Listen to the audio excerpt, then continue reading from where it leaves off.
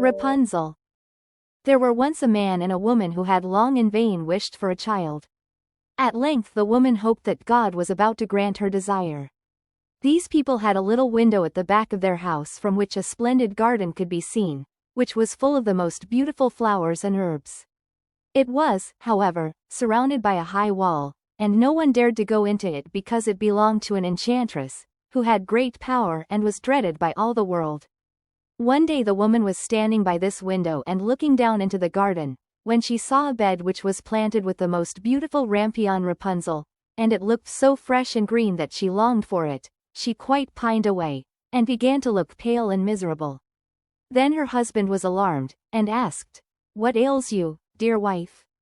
"Ah," she replied, "if I can't eat some of the rampion, which is in the garden behind our house, I shall die." The man, who loved her, thought, "Sooner than let your wife die, bring her some of the rampion yourself, let it cost what it will."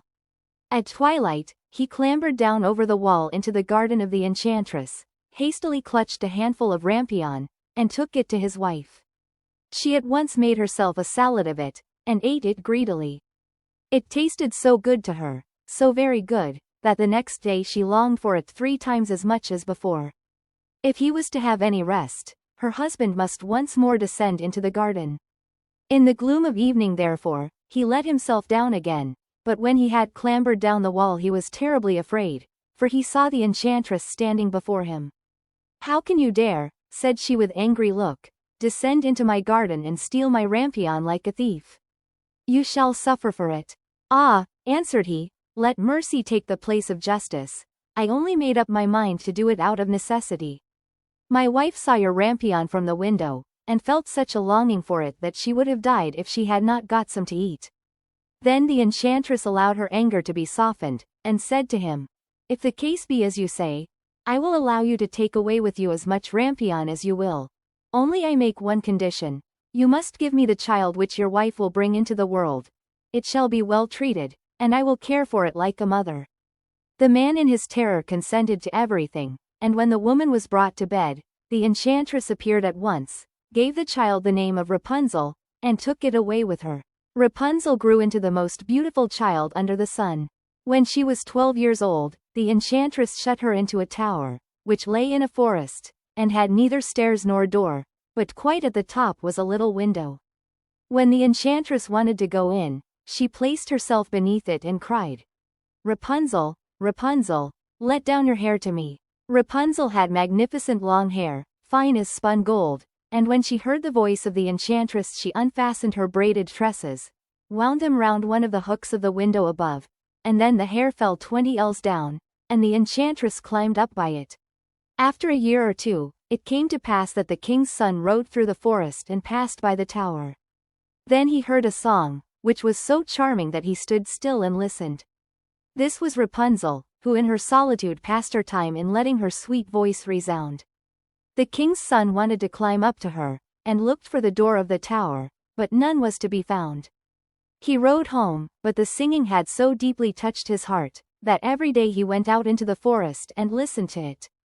Once when he was thus standing behind a tree, he saw that an enchantress came there, and he heard how she cried, "Rapunzel, Rapunzel, let down your hair to me." Then Rapunzel let down the braids of her hair, and the enchantress climbed up to her.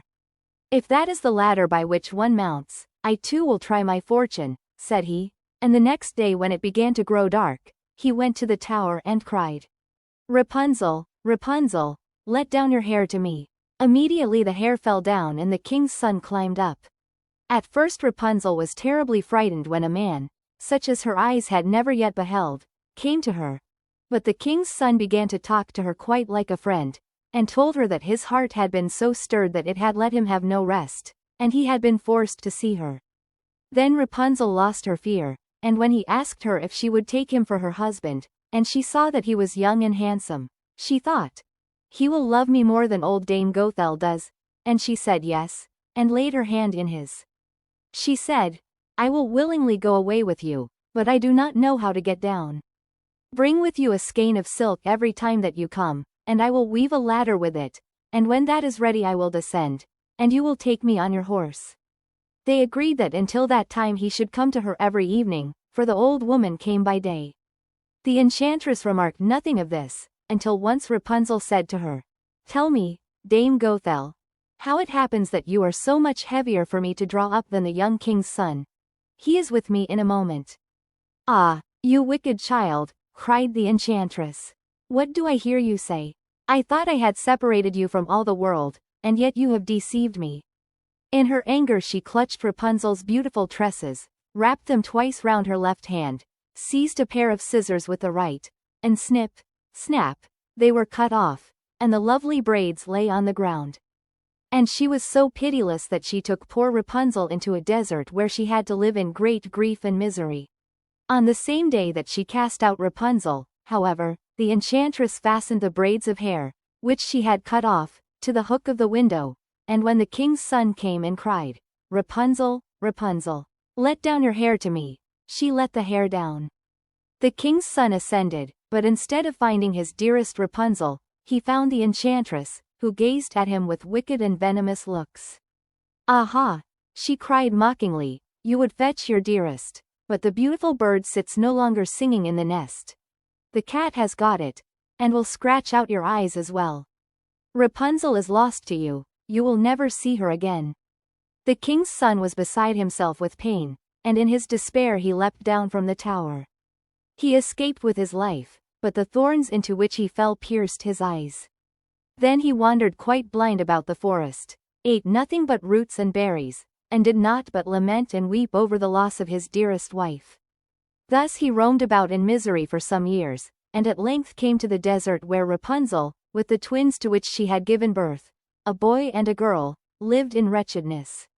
He heard a voice, and it seemed so familiar to him that he went towards it, and when he approached, Rapunzel knew him and fell on his neck and wept. 2 of her tears wetted his eyes and they grew clear again, and he could see with them as before. He led her to his kingdom where he was joyfully received, and they lived for a long time afterwards, happy and contented.